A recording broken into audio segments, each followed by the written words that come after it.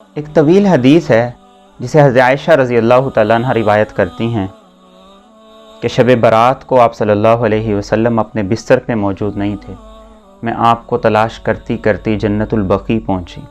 آپ سجدے کی حالت میں تھے اور اللہ سے یہ دعا کر رہے تھے، اعوذ بعفوک من عقابک، اے اللہ میں تیری سزا سے تیری معافی کی پناہ چاہتا ہوں، واعوذ برضاک من سخطک، اے اللہ میں تیری ناراضگی سے تیری رضا کی پناہ چاہتا ہوں، واعوذ بک منک جل وجہک، اے اللہ میں تجھ سے تیری پناہ چاہتا ہوں، تیری ذات بہت شان بزرگی والی ہے، لا احصی ثناء علیک انت کما اثنیت علی نفسک، اے اللہ جیسے تو نے خود اپنی ثنا کی، اپنی تعریف و توصیف کی، میں تیری ثنا نہیں کر سکتا ہوں۔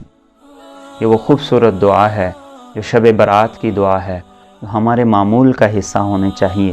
اس رات بھی کریں آہوزاری کے ساتھ، خشوع کے ساتھ، توجہ کے ساتھ، ترجمے کو سامنے رکھ کے۔